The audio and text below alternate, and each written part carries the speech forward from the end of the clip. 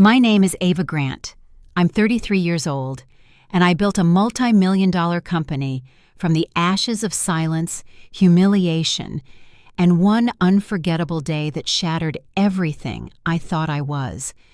And to this day, no matter how far I've climbed, no matter how many zeros appear at the end of my bank statement, I still remember how I was treated at Cassandra's wedding. My cousin, my childhood shadow, the girl I used to braid hair with and swap diaries. She was also the one who turned me into a public joke, wrapped in ivory silk and a $40,000 flower arrangement. It was a Saturday in early May. The sun was obnoxiously perfect, the kind of afternoon where everything looks filtered, soft, and expensive. The Wrenstone estate sat like a palace on a hill, manicured to unnatural precision. Ivy curling perfectly around marble columns, fountains bubbling with imported mineral water, doves literally being released for rehearsal photos. I wasn't supposed to be in the bridal party. Cassandra had made that very clear, even though we were only 3 months apart in age and grew up in the same neighborhood, the same church, the same chaotic Thanksgivings.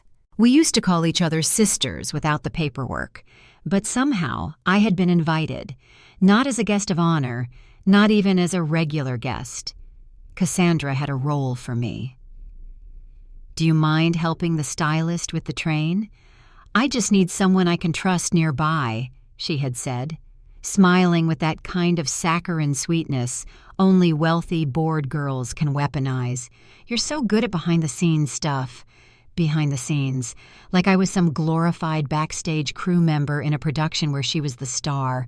That was always the dynamic, wasn't it? She'd shine, I'd assist. Even when we were kids and played princesses, she was always the queen, and I was the kitchen maid with a broom made out of a curtain rod. I said yes, of course, because I was still stupidly hoping for connection, still starved for even a crumb of respect from the family who had decided I was the odd one out. So I stood there in the bridal suite, one hand clutching her train like a glorified mannequin holder, the other sweating around a glass of cheap champagne they gave to the helpers. The room was filled with her bridesmaids, old sorority sisters, socialites, cousins twice removed who somehow made the cut. And then the photographer walked in. "Let's get a shot of the bride with her girls." I started to move, hesitantly. Not because I wanted to be in the photo, but because Cassandra caught my eye and smiled, just for a second. Like maybe, just maybe, this was the olive branch. But before I could take a single step, she turned. "Oh, Ava, sweetheart, you don't have to be in this one. This is just for the real bridesmaids." The real bridesmaids. And then came the laughter. Not cruel, no, that would have been honest. It was polite, careful, practiced, the kind of laughter that stings worse than outright mockery, because it meant they didn't even see me as a threat. I wasn't even worth mocking. I laughed too, reflexively. That tight, hollow kind of laugh that tastes like pennies in your throat. And that's when she leaned in, tilted her head like I was a confused puppy, and whispered something I would carry in my bones for the next decade. "You're sweet and all, but this is kind of a high-end event. You probably wouldn't get it." That was it. That was the moment. I should have said something. I should have walked out, flipped the whole damn bouquet table. But I didn't. I froze. I swallowed. I smiled. I smoothed her veil. Because back then, I still needed her to like me. I still thought being tolerated by someone like Cassandra was better than being completely alone. I didn't tell anyone that I had just signed my first international client 2 days prior. I didn't tell anyone that I was quietly building a digital operations startup with 3 full-time remote contractors and 1 dying laptop in my living room. I didn't tell anyone that I'd just pulled an all-nighter to finish pitch materials for a company I believed in more than I believed in myself. Because who would care? To them, I was still Ava, the girl who never finished grad school, the one who worked out of cafes, who wore off-the-rack dresses, and still rented an apartment above a pizza place. I wasn't someone they invited to the table. I was the help.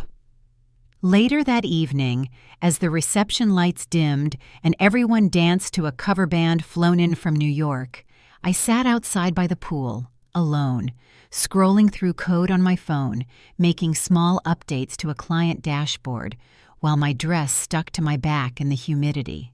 And I made myself a promise. I would never again beg to be included. I wouldn't chase Cassandra's approval or anyone else's ever again. Instead, I would build something so powerful, so undeniable, that people like her would have no choice but to look up and see me standing above them. And one day, I would make her feel exactly what I felt that day. Invisible, insignificant, small. Now, 10 years later, that day is here. And the look on her face, oh, it was better than I ever imagined.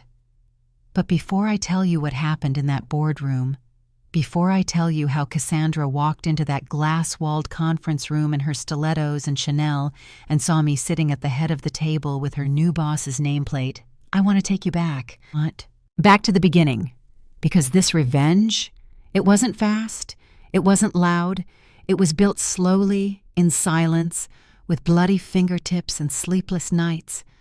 But when it landed, oh, it was sweet. If you've ever been the one who got laughed at, if you've ever held back tears in a bathroom stall just to survive another hour around people who pretended you didn't exist, tell me in the comments. Because this story, it's not just mine, it's yours too.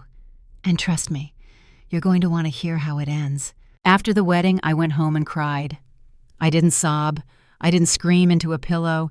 No, that would have been cathartic. What I did was worse. I sat there in the dark, shoes still on, dress wrinkled, hands trembling with that quiet kind of grief that doesn't make a sound. The kind of grief that swells in your chest because you're not mourning a person. You're mourning the last thread of hope that they ever saw you, ever valued you. They didn't, and they never would. The Grant family was never a warm one. We weren't huggers. We didn't gather on Sunday nights for pot roast and movies. We weren't even cold in the interesting way, just indifferent. My parents were the kind of people who smiled with their mouths, not their eyes. Dad, a regional bank VP who could list every tax loophole known to man, but didn't know the name of my first pet. Mom, a former interior designer who thought emotions were like clutter, meant to be hidden in decorative boxes. I was their third child, the unexpected one, the oops in their neatly planned life. My older brothers, Nathan and Jonah, were Ivy League success stories, law and finance, glossy LinkedIn profiles and Christmas cards that made everyone else feel insecure. Cassandra, my cousin, was their pride by proxy. Me? I was Ava, the quiet one, the one who drew in the margins, the one who never quite fit the aesthetic. I didn't go to Yale. I didn't date boys from prep academies. I didn't know how to curl my hair into perfect beach waves or hold a flute of Prosecco with effortless elegance. I got a full ride to a state college for a design scholarship. I dropped out my junior year after my advisor laughed at my idea of combining UX strategy with small business analytics. "You'll never scale that," he told me. "It's too niche, too messy." I didn't argue. I just left, packed a duffel, moved into a studio apartment I found on Craigslist, and started building. At night, I worked at a bar. Dirty floors, cash tips, too much yelling. By day, I freelanced. Logos for Etsy stores, web pages for vegan bakeries, branding decks for solo consultants who couldn't afford real agencies. My clients were broke. So was I. But each time I finished a project and saw their eyes light up, each time they said, "Oh my God, this finally looks like me," Something in me stirred. That was the start of it. Not a dream, not some big vision, just a spark, one I refused to let die. So when I sat there in my tiny apartment after Cassandra's wedding, humiliated, invisible, overlooked again, I didn't cry for her. I cried for the girl inside me who still wanted her approval, who still thought being enough was something you earned from other people. I buried that girl that night, and in her place, I made room for someone new, someone sharper, more focused, more dangerous. That night I opened my laptop, pulled up an old file called Client OS Alpha v3.pdf, and I got to work. I didn't build an empire with a business plan. I built it with panic attacks and duct tape. People like to romanticize the startup grind, laptop in a cafe, latte in hand, some Spotify playlist about ambition playing in the background. That wasn't my reality. My reality was sleepless nights staring at code until the screen blurred. My reality was juggling 3 clients at once, trying to sound professional on Zoom, while my neighbor's dog barked through thin drywall. My reality was figuring out how to make $80 stretch across 5 meals and praying none of my clients asked for a refund. But there was power in invisibility. Cassandra couldn't mock what she couldn't see. My parents couldn't dismiss what they didn't understand. My brothers couldn't compare me to themselves when I vanished from every family gathering with the excuse, "I've got client calls." What I really had was purpose, and purpose was fuel. I started with service-based work. Simple stuff, branding guides, wireframes, email automation setups for small wellness influencers. I undercharged because I was terrified of being told no, but I over-delivered every time. By the 3rd month, I had a waiting list. By the 6th, I raised my prices for the first time. By month 12, I turned my freelance hustle into something real, Brightside. I picked the name because that's what I had been for my clients, the bright side of chaos, the person they could count on when everything else was falling apart. Brightside wasn't a company, not yet. It was still just me. But it had a logo, a tagline, a mission, and eventually, a team. The first person I hired was Tessa. She was a single mom who'd lost her marketing job during the pandemic and was trying to rebuild from scratch. I found her on a Facebook group for freelance creatives. She responded to one of my job posts with an email that said, "I'm fast, broke, and loyal. Give me a shot." I did. Best decision I ever made. Tessa became my right hand. She handled project management, taught herself Notion in a week, and somehow remembered every deadline, even when I couldn't remember what day it was. The second hire was Eli, a soft-spoken developer from Seattle with a caffeine addiction and the patience of a monk. He turned my chaotic sketches into seamless digital experiences. Then came Clara, then Raj, then the interns, and just like that, Brightside grew teeth. I didn't tell my family. I didn't post about it. No LinkedIn humble brags. No Instagram selfies captioned #FounderLife. I didn't need the applause. I needed the silence. Because in that silence, I had clarity. And I needed clarity to survive. You see, while everyone else my age was chasing funding rounds, networking events, and Forbes 30 under 30 features, I was building in the shadows. I didn't want to be known. I wanted to be undeniable. By the time Brightside hit year 3, we had 24 long-term clients, most of them acquired by word of mouth. We didn't just design brand systems. We rebuilt operational foundations. We made overwhelmed founders feel in control again. Our clients weren't just small fry anymore. A mid-sized wellness app, a venture-backed sustainable fashion brand, a digital therapist platform with over 100K users, and the contract that changed everything? A strategic overhaul for a rapidly growing HR tech startup on the East Coast. That one deal paid for a year's worth of salaries. That one deal got me my first official office. That one deal bought me my freedom. And still, I didn't tell a soul in my family. They thought I was doing some digital thing. Cassandra once asked me at Christmas, without even looking up from her phone, "So, are you still making websites for bloggers?" I smiled and nodded. "Yeah, something like that." Because what would be the point? They weren't listening. They never had been. Until I made them. Until the day I signed the merger papers that would bring Brightside into the parent company of the exact corporate group where Cassandra just got hired. Until the day her file crossed my desk. Until the day I saw her name on a calendar invite for a pitch she was presenting. To me. But we'll get there. For now, I just want you to understand. The revenge wasn't in becoming rich. It wasn't in the luxury bags or the new car or the office with floor-to-ceiling windows downtown. It was in every quiet win they never noticed. Every night I sat alone, working while they toasted champagne to themselves. Every time they underestimated me and I let them, knowing one day the debt would come due. And when it did, I'd be ready. 3 years after Cassandra's wedding, I stopped flinching when I heard her name. 5 years in, I stopped thinking about her altogether. I had other things to occupy my mind. Legal contracts, onboarding flows, team reviews, investor decks I never thought I'd write, and a rapidly growing pile of opportunities waiting for when I had time. By year 7, Brightside wasn't just mine anymore. We'd merged with a larger consultancy firm called Northbridge Collective. It wasn't a sellout, it was a step up.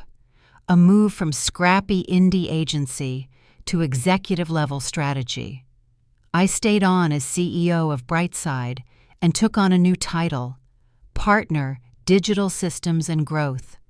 It was a mouthful, but it came with power, real power. The kind that doesn't need to scream, the kind that walks into a room and makes people shut their laptops. Our office had grown too, 3 floors in a downtown high-rise with its own espresso bar and enough glass walls to make everything feel transparent, even when secrets ran deep. I had a team of 47 full-time staff and dozens of contractors across 3 time zones. Every week, I sat through meetings where words like scalable and vertical integration flew like bullets. I negotiated with CFOs, built new tech infrastructure, and consulted Fortune 500 execs on how to unfuck their workflows. And still, I wore sneakers to work. I still brought my lunch in a glass container. I still used the same beat-up laptop I bought with my very first freelance check. You don't forget where you came from when your hunger was once loud enough to drown you. And then, one Monday morning, her name appeared on my calendar. It was 8:12 a.m. I had just walked into my office, 3rd door on the left, warm wood panels, minimalist bookshelves, my favorite leather chair in the corner. I sat down, opened my laptop, and scrolled through the week's meetings. There it was, Tuesday, 10:30 a.m., onboarding strategy pitch, Cassandra Willow, Client Solutions Team. I stared at it for a full minute. I even refreshed the page. I don't know why. Maybe I thought it was a mistake. Maybe I thought I was hallucinating. But no, there it was, plain as day. My cousin, the one who humiliated me, the one who turned me into an afterthought in chiffon, the one who laughed as I stood holding her train like a servant. Now she was scheduled to pitch me. Me. I leaned back in my chair, closed my eyes, and smiled. It wasn't smugness. It was the slow-burning, deeply earned satisfaction of a moment that had been 10 years in the making.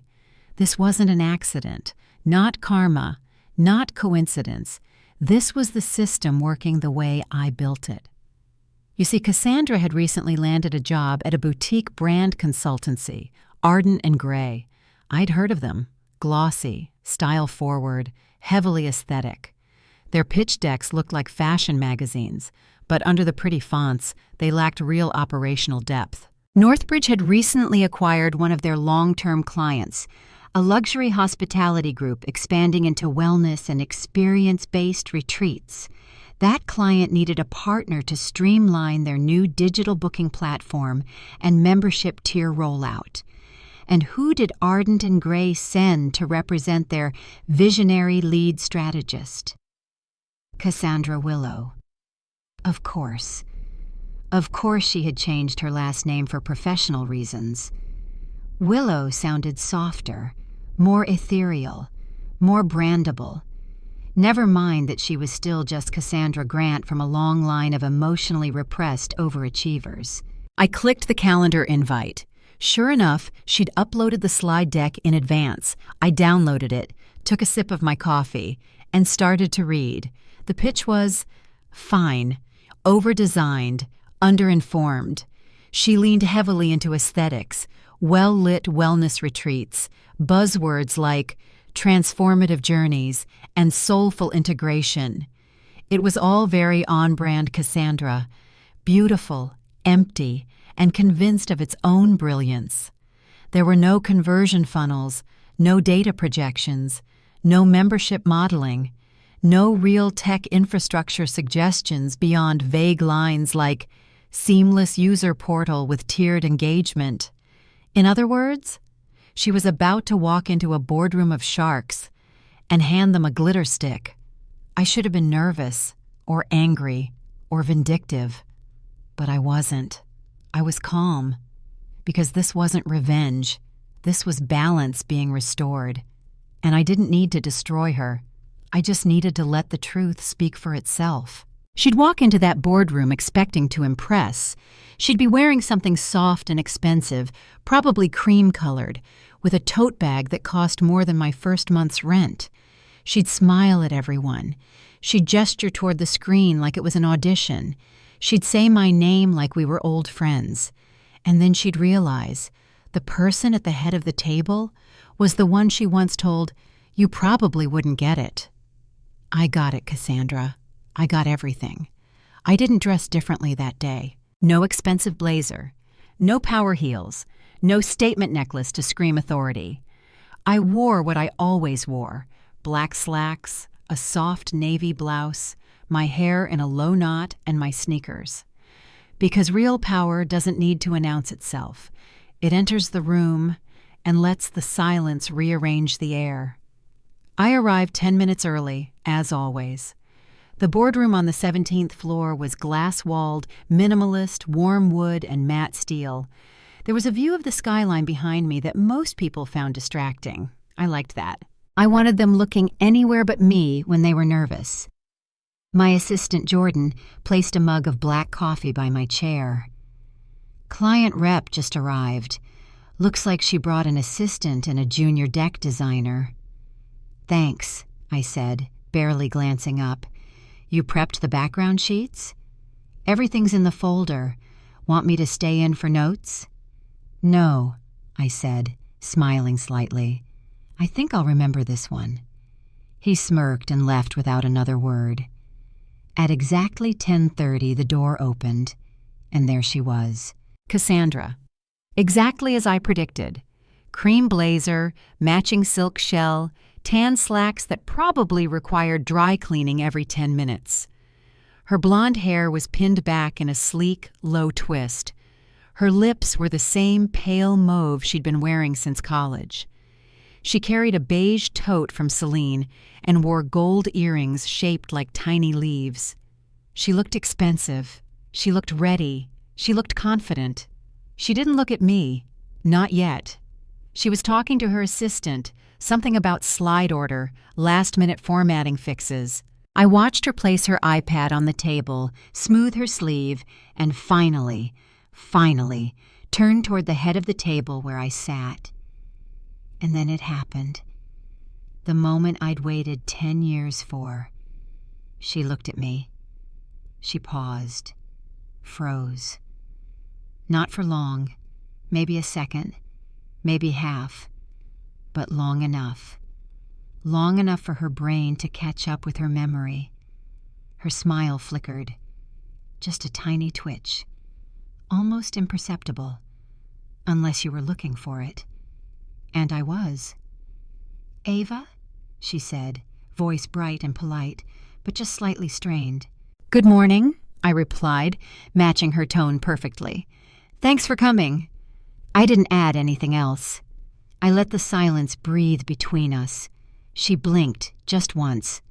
Her assistant, oblivious to the undercurrent, smiled and began unpacking documents. Cassandra sat down slowly. Her movements were practiced, but her posture had shifted. She knew. She didn't understand yet, but she knew. I waited while she connected her device to the screen. The first slide popped up. AR Wellness Strategic Partnership Vision 2025. Her voice was calm, rehearsed. This deck outlines our proposed onboarding strategy for AR Wellness's next phase of brand evolution.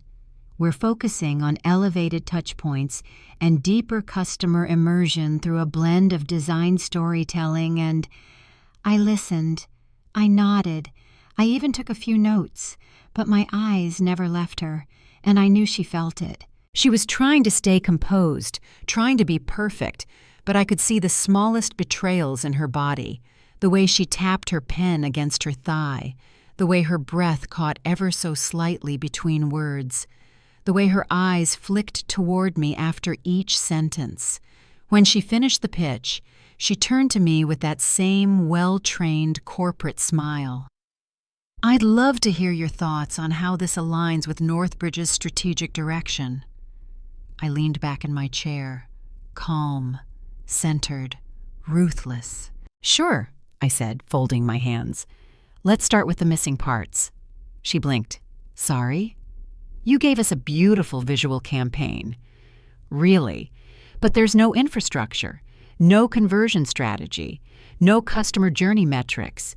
You're painting the outside of a house with no foundation." Cassandra opened her mouth, closed it again. Her assistant looked between us.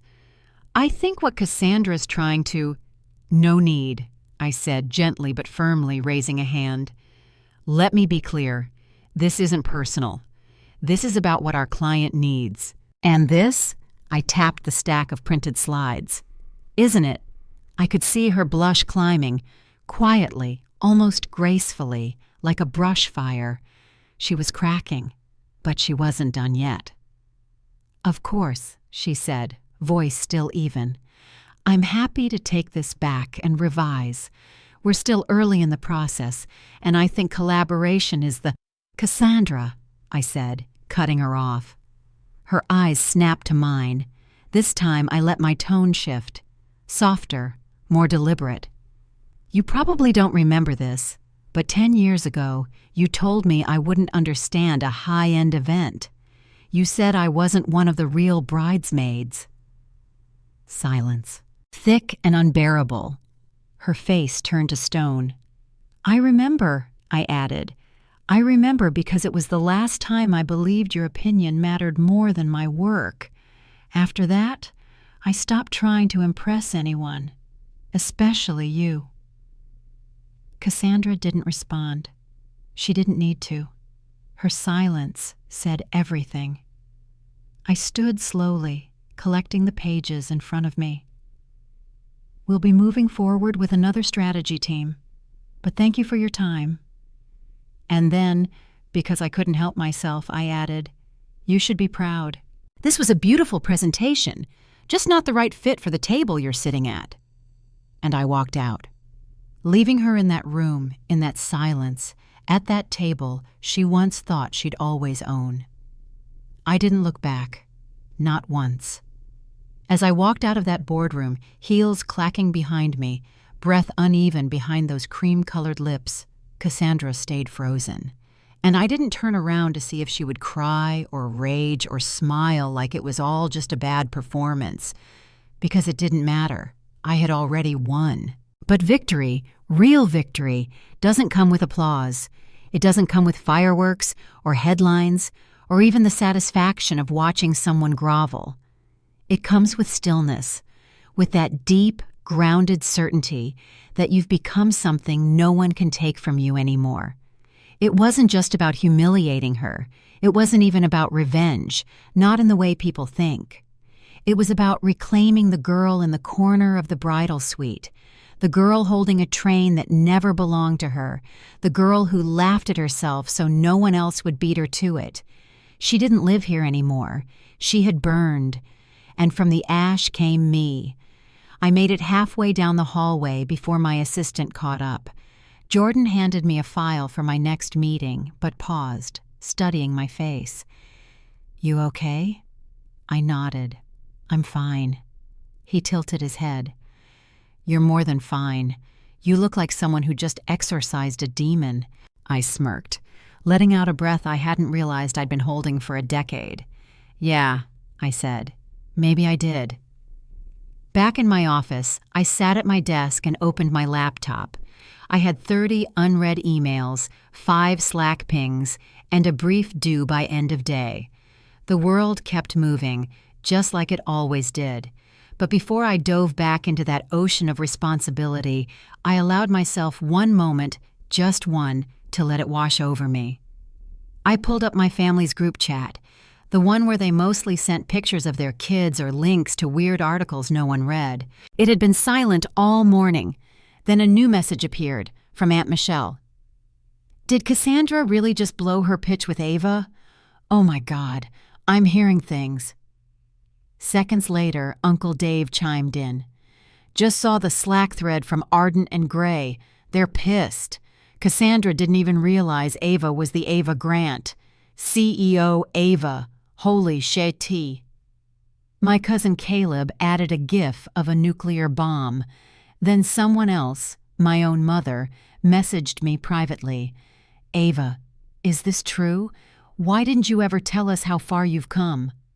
I stared at the message, not in anger, not in triumph, just understanding. Because of course they didn't know. I had made it a point to keep it from them. I let them believe I was small because it was easier than watching them squint, confused, trying to decide if I was valuable yet. I used to think I wanted their praise, but now I realized I just wanted distance, the kind that comes with independence, the kind that says, "I don't need you to clap. I built the stage without you." And then the messages kept coming, from people I hadn't heard from in years. "Hey, Ava! Long time no see. So proud of you. Let's catch up soon? I always knew you were meant for big things. Any chance your firm is hiring?"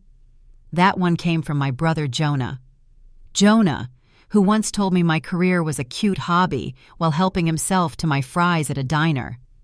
Jonah, who used to tell girls at parties that I was the artsy one, like I was some fragile pet to be explained away. I didn't reply. I closed the app, and I smiled, because silence is a weapon too. That weekend, I got in my car and drove out to the edge of the coast. It wasn't far, but it felt like another world. The air smelled like salt and pine, and the wind didn't care who you used to be. There, tucked between 2 hills, was a property I had recently purchased in full. It wasn't big, not flashy, but it was mine. No mortgage, no roommates, no echoes of voices telling me I wasn't enough. I walked into the small cabin-style house, kicked off my sneakers, and curled into the reading nook by the window. Sunlight poured across the floor in long golden stripes. Outside, waves crashed against the rocks. Inside, everything was quiet, except my thoughts. And one thought kept returning. You did it. Without them. Cassandra would recover, of course. Girls like her always do. She'd spin the story, say she was caught off guard, that I hadn't been clear about my role. She'd pivot, cry to the right people, find another pitch, another room. But she would never forget that moment.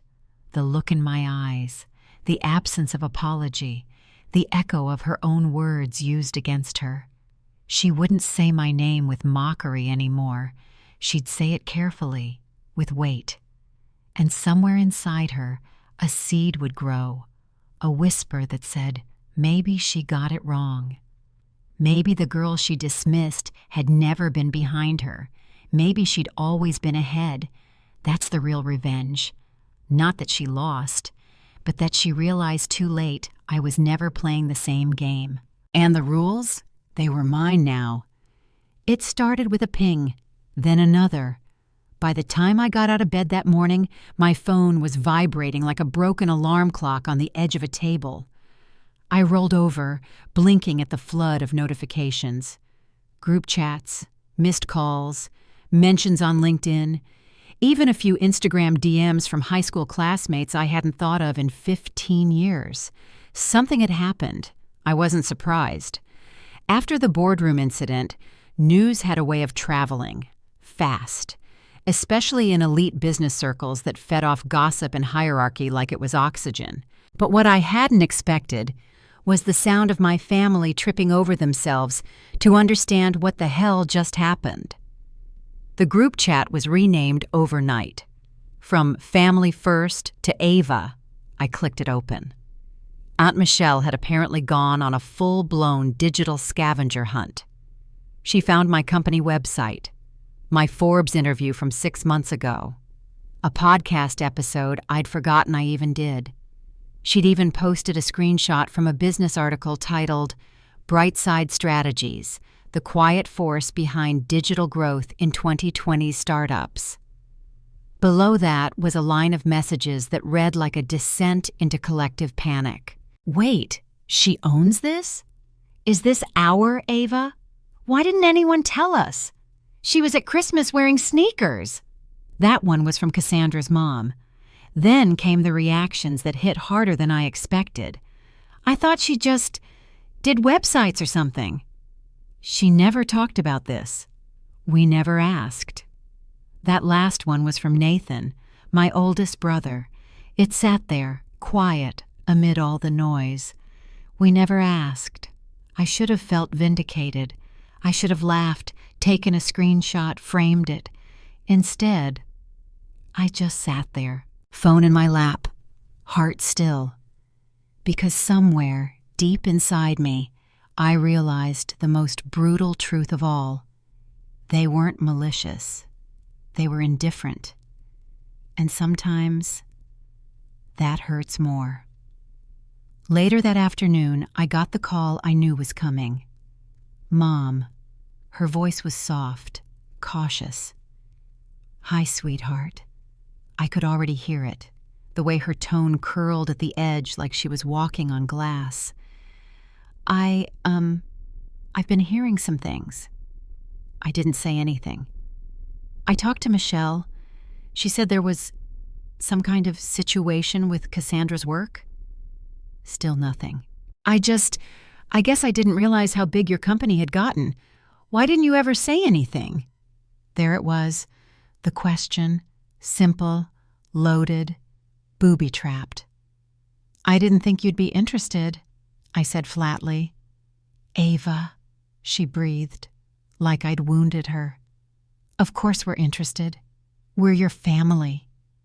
I almost laughed, not because it was funny, because it was absurd.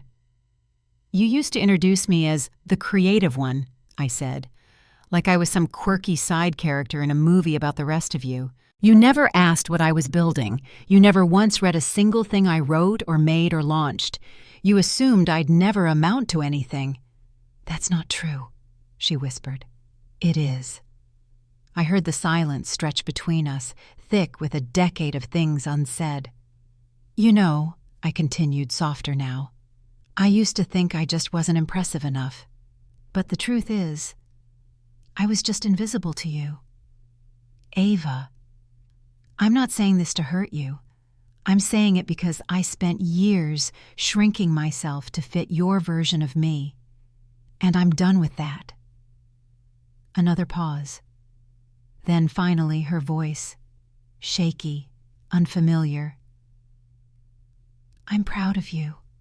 I hope you know that. I didn't respond, because some words come too late. That evening, I received a LinkedIn message from Cassandra. Just 5 words. Can we talk? In person. I stared at the screen for a long time, not because I didn't know what to say, but because I already knew I was about to rewrite the power dynamic of a lifetime. We agreed to meet at a neutral cafe. Her choice. Of course. It was always about control with Cassandra, even now. She picked the place, probably researched the lighting and the clientele, somewhere between casual and curated, safe enough for sincerity, polished enough for image repair. I arrived 5 minutes early. She came 10 minutes late. Some things never change. She walked in wearing oversized sunglasses, a tailored beige coat draped over her shoulders like a cape. If I didn't know better, I'd say she was trying to cosplay humility. "Ava," she greeted me, slipping off the shades and placing them beside her oat milk latte like she was laying down a sword. "Thank you for meeting me." I nodded once. "Let's not waste time." She blinked. I could see her recalibrating, realizing I wasn't here to make small talk or entertain performance. "Okay," she said, adjusting her posture. "I deserve that." There was a pause. I let it hang in the air. She took a breath. "I owe you an apology, not just for what happened at the boardroom, but for before. I was awful to you. I know that now." I said nothing. She kept going. "At my wedding, I was petty, arrogant. I didn't think about how I treated you because, honestly, I didn't think about you at all." That stung more than I expected, but it was the honesty I'd always wanted from her. No excuses, no sugar, just raw, naked truth. "I was always competing," she admitted, looking down at her coffee. "Not with you. I mean, that's what I told myself. But deep down, I knew you had something I didn't." I raised an eyebrow. "Like what?" She looked up, and for the first time in over a decade, I saw her eyes without performance. "Grit," she said softly. "I've had everything handed to me. You built it, alone. That terrifies me." I studied her, not with hatred, not even resentment, just curiosity. Because for once, Cassandra wasn't talking at me. She was talking to me. And it wasn't performative, it was real. But I still had one question. "Why now?" She didn't flinch. "Because I walked into that boardroom thinking I'd impress you, still playing the same old game, still thinking I had the upper hand." She swallowed. "And then you spoke, and I realized you weren't playing anymore. You were running the game, and I was just noise in the background." The weight of her words hit me like a slow tide, not because I needed the validation, but because it was the first time I saw her see me, really see me. I leaned forward, resting my elbows on the table. "I don't need an apology," I said calmly. "I don't even need closure." Her lips parted. I kept going. What I needed was space, and I gave that to myself. I built something with the silence you and the rest of the family left me, and now I'm not angry anymore. She blinked. "You're not?" "No," I said, shaking my head slowly. "I'm something worse." She tilted her head. "I'm indifferent." That landed. Hard.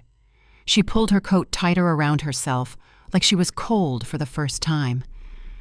"I guess I deserve that." I nodded. "You did." There was another silence, but this one wasn't uncomfortable. It was final. Cassandra stood slowly, gathering her things. "I hope we can start again someday," she said, voice smaller now. "Or at least, not hate each other." "I don't hate you," I said, meaning it, "but I'm not walking backward either." She nodded, eyes glossy, and walked away. And as she disappeared into the crowd, I realized something I never expected. Revenge doesn't always feel like fire. Sometimes it feels like release, And in that quiet little cafe, I finally let her go, not out of mercy, but out of power. 2 weeks passed. No more texts from Cassandra, no cryptic family group chat drama, no LinkedIn messages, no accidental likes on old Instagram photos, just silence. And for once I didn't resent it. I welcomed it, because something shifted after that cafe meeting. Something deep, something I hadn't even realized I was still holding. It wasn't just about Cassandra, or even my parents. It was about the version of myself I'd spent so long trying to prove right. The girl who needed them to see her, the woman who had measured her worth in attention. She was gone now, and what was left was someone who didn't need to be chosen. She chose herself. Still, not everything could be wrapped in silence. Not everything could be ignored. The family reunion was coming up, the one they did every 5 years. I had skipped the last two. Too busy, I'd said. Which was true, but also not. The truth was, I didn't want to be reminded of the versions of me they still remembered. I didn't want to stand in that backyard with its folding chairs and catered barbecue and listen to people ask, "So what are you up to these days?" Because back then, my answer felt invisible. But now? Now they knew. I debated not going. But then, I remembered what power really looked like. Power wasn't avoiding the places that once made you feel small. It was walking back in and taking up space. So I RSVP'd yes. And 3 days later, I stood in front of my mirror in a deep green wrap dress, black flats, no jewelry except the gold ring I'd bought for myself the day I signed my first $1 million contract. I didn't do it to impress anyone. I did it to mark a version of myself that would never beg again. The reunion was held at a rented event space this time, fancier than usual. White tents, fairy lights, name cards. The second I stepped in, I saw the heads turn. Some subtle, some shameless. I smiled, nodded, and walked straight to the drinks table. "Ava!" someone called. It was Uncle Rick. I braced. But instead of a joke, he said, "You really did it, huh? I read that Forbes piece. Damn impressive." "Thank you," I said, calm and easy. And just like that, the pattern began. The same aunts who used to ask if I was still figuring things out were now asking about my company culture, my expansion plans, my thoughts on AI integration. The same cousins who had ignored me at weddings now hovered nearby, eager for networking tips. It was surreal, like watching the tide wash over a city you once thought was too far inland to ever drown. Then I saw her, my mother, standing by the dessert table, holding a small plate of fruit she probably wouldn't eat. She met my eyes and gave a soft smile, not forced, not performative, just small, unsure. I walked over. "Hi, Mom." "Ava," she said gently. "You look wonderful." "Thanks." An awkward pause. Then she spoke again. "I owe you an apology, too." I looked at her. She looked older than I remembered. Not in a bad way, just real. "I spent so long trying to make you fit," she said, "into our idea of success, of family. And you weren't wrong. We didn't ask. We didn't see." I didn't say anything. Not yet. She pressed on. "But I see you now. And I know that's late. But it's true." Another breath. Shaky. "I don't expect forgiveness. But I hope. Maybe we can start knowing each other again. As we are. Not as we were." That landed. Because it wasn't just an apology. It was permission. For both of us. I nodded. "Okay. We can try." She reached out. Not for a hug. Just a touch. Her fingers brushing mine like she was asking, not taking. And I let her. Later that evening, as the fairy lights blinked overhead and the playlist drifted from Marvin Gaye to some indie folk song I didn't recognize, I sat at one of the tables with a paper plate of grilled corn and iced tea. That's when Tessa walked in.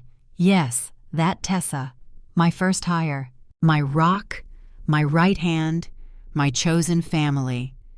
She'd been traveling for the last 6 months with her daughter, working remotely from 3 continents, taking the kind of breaks we'd both once thought we'd never earn. I hadn't told her to come. She just showed up. That's who she was. Ava freaking Grant, she grinned, sliding into the seat beside me. Look at you, graceful at your own victory parade. I laughed, more like confused by the lack of shade. She clinked her drink against mine. Told you, you built the castle. Let 'em knock all they want from outside the walls. I smiled, letting the warmth sink in, because this was the moment I wanted to remember. Not the silence, not the spite, not even the apology, but the people who chose me, even before I became undeniable. Tessa, my team, my friends, myself. I didn't need to burn bridges. I just needed to stop crossing ones that never led anywhere. That night when I got home, I lit a single candle in my living room. Not for ritual, for remembrance. I whispered to the girl I used to be, the one who stood outside wedding venues and conferences and holiday dinners, wondering what she had to do to belong. You never had to change, I said. They just weren't ready for who you were becoming. And finally, she smiled back, from the inside, and I knew I had made peace, not by going back, but by going forward, alone if I had to, but never again, invisible. They didn't say it out loud, but I could feel it, the shift. After the reunion, the tone in every message changed. No more assumptions. No more passive-aggressive jokes. No more defaulting to the Grant family food chain, where Nathan was the brain, Jonah the success story, and I was the strange footnote people politely avoided discussing. Instead, there was quiet, careful texts. Thinking of you. Hope we can reconnect. Let us know when you're free. What they didn't say, but desperately hoped, was that I might still need them, that somehow, despite everything, I would come back to orbit their lives, that I'd show up for holidays and baby showers and forced dinners where everyone smiled too hard and no one listened when I spoke. They were wrong, because I wasn't circling their world anymore. I had built my own. One morning, as I sipped coffee on the rooftop of our new office building, yes, our building, I got a call from Clara, my operations director. She sounded irritated. Hey, so, this is awkward. What happened? Ardent and Gray reached out again. They want to partner on a co-branded initiative, and they specifically requested you to lead strategy. I nearly laughed. They serious? They even sent mood boards. That made me laugh harder. It was so on brand for Cassandra and her people. Pretend nothing happened. Repackage failure into a collaboration. Wrap it in buzzwords and pastel tones and call it visionary. No, I said simply. You sure? I took a long sip of coffee. They had their shot. Now they can figure it out without us. I hung up, and just like that, another door closed behind me. No drama, no burn, just closure. That was how it always happened now. Not with a bang, with a locked door. But not everyone took it so well. I started getting messages from my father, rare at first, then more frequent. At first they were stiff, distant, formal. Saw your name in that Inc. article. Congratulations. Your mother tells me you're doing well. I'm glad. Then, out of nowhere, would you be willing to meet for lunch? I stared at the message for 5 minutes. This was the man who once told me, flatly, "It's good you're artistic. Just don't expect that to pay the bills." The man who praised my brothers for internships and bonuses, but never asked how I paid rent.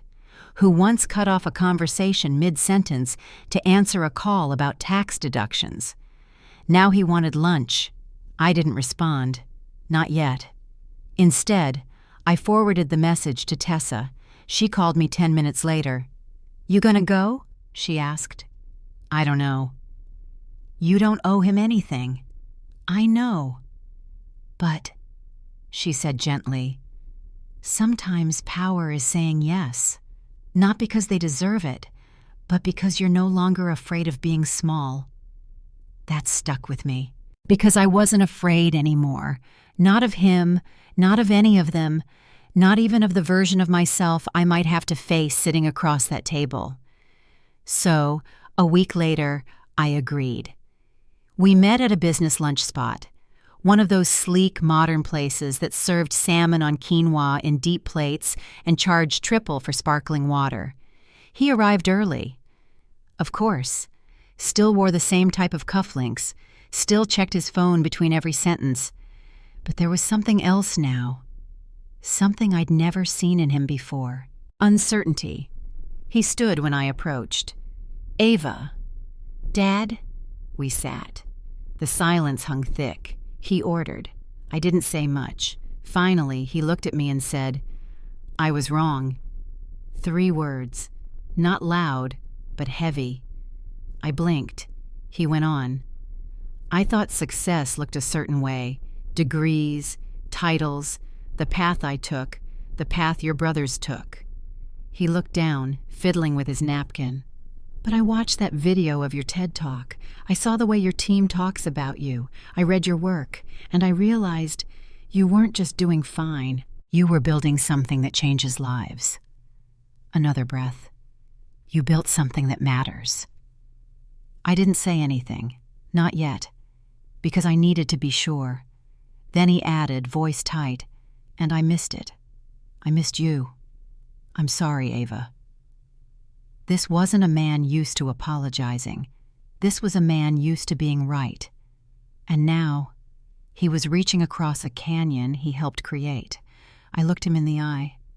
"I'm not the daughter you wanted." He opened his mouth. I held up a hand. "And that's okay, because I'm the woman I needed to become." His mouth closed. Then, slowly, solemnly, he nodded. "I'd like to know her," he said. I sipped my drink, then nodded back. "We'll see." When I left that lunch, I didn't cry. I didn't smile. I just walked to the car, sat in the silence, and felt something strange, like the sky had shifted slightly.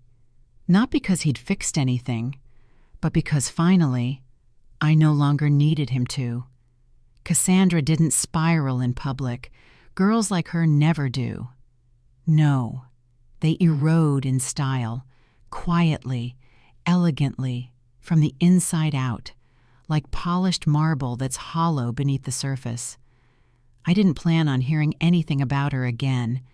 After our meeting at the cafe and my refusal to partner with Arden and Gray, I figured she'd retreat into whatever glossy world she'd built for herself, maybe pivot to lifestyle branding, marry someone forgettable but rich, and live in an apartment full of white walls and unspoken regrets.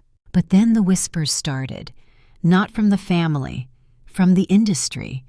First came the news that Ardent and Gray had lost 2 of their top accounts. Then came the leaked memo, some vague internal email about creative misalignment and lead strategist restructuring. It didn't name her directly, but it didn't have to. A week later, I got an email from a friend over at a well-known brand strategy firm in Chicago. "Hey, isn't Cassandra Grant your cousin? She just applied here. I saw your name on her reference list, but I wasn't sure if it was a mistake." I stared at the screen. Reference list? Me? It was almost poetic. The same girl who once laughed at my thrifted shoes now needed me to vouch for her. I didn't respond. Not out of cruelty, out of clarity, because what could I possibly say? She's charming, gifted at the surface, excellent at curating aesthetic without substance, might condescend to clients who don't drink oat milk. No thank you. Another few weeks passed. Her name floated across LinkedIn, pinging in my peripheral like a forgotten notification. She tried launching a solo consultancy. Glossy site, soft fonts, airy promises, no traction. Her posts went from excited to serve my dream clients to sometimes rejection is redirection to radio silence.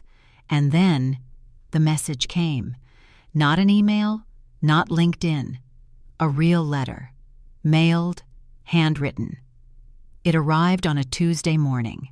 I almost tossed it, assuming it was another boutique invitation or high-end catalog, but the handwriting caught me. Familiar, looped letters that used to scribble secrets into Lisa Frank diaries when we were 12. I opened it. Ava, I don't know if this will reach you or if you'll even read it. But I needed to say something I couldn't fit into emails or texts or cafe conversations. I was raised to believe that power looked like being admired, that being envied was the same thing as being respected.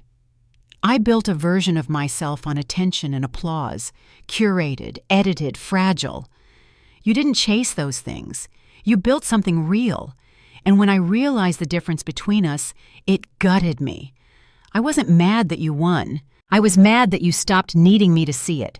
You don't owe me forgiveness, but I hope one day I can look back at this time and say, it was the moment I started becoming honest, even if it's too late to repair anything between us. Thank you for forcing me to see myself. Cassandra. I folded the letter slowly, not out of emotion, but out of awe, because there it was, the sound of a throne collapsing. Not with screaming or tantrums, with surrender. I didn't write back. What could I possibly say that the silence hadn't already taught her? Besides, I wasn't her antagonist anymore. I never was. She just needed me to be, so her story had a villain. But I wasn't interested in being anyone's mirror anymore. I had a business to run, a team to lead, a life to live. And so I moved on. Still, I heard things. At a conference, someone mentioned they'd seen her doing brand workshops at a co-working space for early-stage entrepreneurs. Apparently, she was rebranding herself as an empathy-forward strategist. The irony wasn't lost on me, but I didn't laugh. I hoped she made it. I truly did. Because here's the thing, no one tells you about revenge. It's not about watching them fall. It's about walking away from the need to care. The day you stop needing them to crumble, that's the day you're truly free. And me, I was free. The invitation came 3 weeks after Cassandra's letter. It was tucked inside a cream envelope, hand-addressed, with a gold wax seal that tried too hard to say graceful wealth.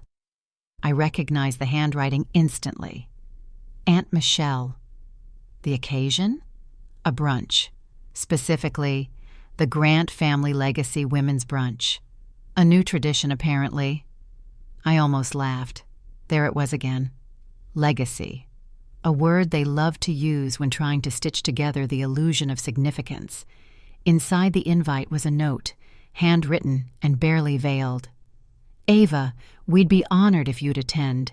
Your story has inspired many of us. You represent a new chapter in our family. Would love for you to speak. There it was. Not quite an apology, not quite admiration, but a reach. The same people who once shrugged at my silence now wanted me to perform, to inspire, to validate their timeline by standing on their stage and becoming the crown jewel of their redemption story. But I wasn't interested in redemption they could claim.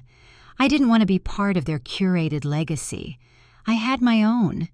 Still, I didn't toss the envelope right away. I left it on my counter for a week, letting it sit like a challenge, a decision I hadn't made yet. Part of me was curious. Would they actually say it? Would Cassandra be there? Would they try to pretend nothing happened, that I was always one of them? The younger version of me would have accepted, eagerly, nervously, just for the chance to be seen. But she was long gone. And the woman standing in her place? She no longer accepted partial invitations to spaces she'd already outgrown. On the day of the brunch, I didn't go. Instead, I boarded a plane. No announcement, no social media post, no farewell caption, just a carry-on, my laptop, and a one-way ticket to Lisbon. Not for some dramatic escape, for clarity, for quiet. Because while they gathered around a country club brunch table, sipping champagne and constructing a narrative about their visionary niece, I was walking cobblestone streets with the ocean in my ears and the sun on my shoulders. I didn't need their stage anymore. I had created my own, one where I chose the lighting, the audience, the message. In Lisbon, I worked remotely. I watched the tide roll in each morning while finalizing a deal with a sustainability firm in Singapore. I held meetings on rooftop patios and replied to investor emails with bare feet and espresso in hand. I built. But more importantly, I breathed. Because freedom isn't just about money or revenge or recognition. It's about choice. And I had finally chosen peace. Meanwhile, back home, the brunch happened without me. Photos were posted, cousins in pastel dresses, centerpieces with pink orchids. Michelle gave a speech. Apparently, I saw the captions. Something about the strong women in our lineage. They mentioned me, but only briefly. Because when you don't show up for the story they've written for you, they rewrite it without you. And I was okay with that. In fact, I welcomed it. Because I had no interest in being their centerpiece, not anymore. One afternoon, while walking through Alfama, I got a message from Clara. "Hey boss, just FYI, your TED Talk just crossed 1.2 million views. You want me to schedule a few interviews?" I smiled at the screen, then typed, "No, let it sit." "You sure? This is good press." "Exactly. Let them come to us. We don't chase." Damn right. We never chased. That had been my rule from day one. Build so well, they have no choice but to find you. And now, they were looking. The press, the podcasts, even a major publishing house that wanted to adapt my journey into a book. But I didn't jump, because now, finally, I could choose from stillness, not survival. That night, I sat by the window of my apartment, overlooking the tiled rooftops, sipping wine poured by a neighbor who barely spoke English, but always smiled with her whole face. And I thought about legacy, about how often it's confused with tradition, with inheritance, with bloodlines. But that's not legacy. Legacy is what you leave behind when no one's clapping. It's the way people remember your choices, not just your name. And my legacy? It wasn't in brunch speeches or group chat whispers. It was in the lives I helped rebuild, the women I hired who'd been passed over, the companies we saved from collapse, the interns we trained into leaders, the girl I used to be, who finally felt safe enough to rest. I took another sip and whispered aloud to no one in particular, "You did it, Ava." Then I smiled, not for anyone watching, just for me, because the show was over, and I had already taken my final bow. The thing they never tell you about walking away is how quiet it gets afterward. Not sad quiet, not empty, just clean. For the first time in years, I wasn't carrying the echo of expectations. I wasn't bracing for a dig in a group chat or a patronizing smile over dinner. I wasn't reliving Cassandra's laughter, or my father's blank stares, or the ache of being the background character in my own story. The noise was gone, and in its place, a silence that made room for something new. Shanti. I didn't move to Lisbon permanently, at least not yet, but I stayed long enough to feel the rhythm of a life not dictated by ambition. I met people who didn't ask what I did for work until the third or fourth conversation. I read actual books. I took cooking classes. I danced, badly, with strangers on rooftops, and walked barefoot through alleyways at midnight without looking over my shoulder. Most importantly, I let people in, real ones, not curated, not strategic, just human. Tessa flew out for a week and ended up staying for a month. We worked side by side in cafes that smelled like burnt sugar and sea air. Some days we didn't work at all. We'd sit on the beach, legs buried in warm sand, talking about nothing and everything. One night she turned to me, eyes reflecting the orange glow of a beach bonfire. "You know," she said, "I used to think you were the strongest person I knew." I raised a brow. "Used to?" She grinned. "Now I know you're also the softest, and that's way rarer." I didn't know what to say to that, so I just smiled. Because she was right. It had taken me years to build armor, and even longer to realize I didn't want to wear it forever. When I finally returned to the States, I didn't go back to the high-rise office right away. I went to the cabin, the one I'd bought years ago, the one by the cliffs. And this time, I didn't go alone. Raj came, our lead engineer, whose dry humor and Spotify playlists had gotten us through multiple product launches.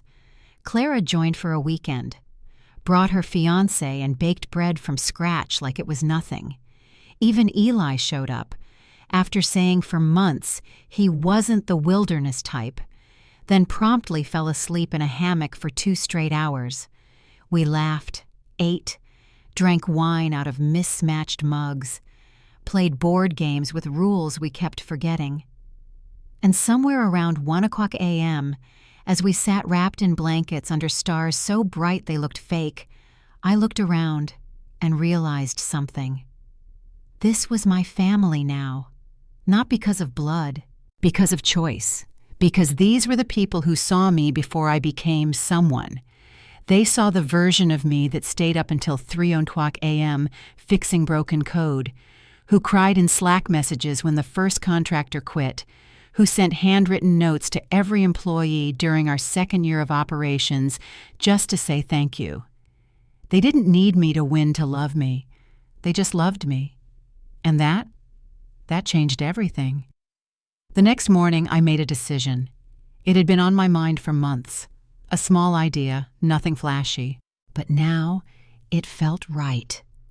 I walked out to the porch, phone in hand, and called Tessa. "Tell legal," I said. "We're starting the foundation." She was quiet for a beat. "You sure?" "Yeah." "You don't want to wait a few years?" "No." I smiled. "I've waited long enough." We named it the Undone Fund, a foundation that gave early-stage grants to founders, especially women and queer folks who had been written off, told their ideas were too niche or too messy or too ambitious. I knew those words. I'd worn them. I'd survived them. Now I was going to help others do the same, and it wasn't about proving anything anymore. It wasn't about showing my family or Cassandra or the world that I'd made it. It was about doing something they never did for me, seeing potential, and choosing to believe in it. It started as a whisper, 1 email, then 3, then dozens, not from investors, not from clients, from people I'd never met. Some were young women, 22, 23, who'd watched my TED Talk while feeling stuck in their childhood bedrooms. Others were mothers of 2 who'd built Etsy stores out of late-night chaos and were scared to call themselves entrepreneurs. A few were men, quiet, thoughtful, saying things like, "I watched how you built without asking for permission. It made me feel less alone." They didn't want jobs or favors. They just wanted to be heard, seen, recognized. And suddenly, I realized something important. The revenge wasn't the end of the story. It was just the prologue. Because now, it wasn't about what Cassandra did. It wasn't about what my parents never said.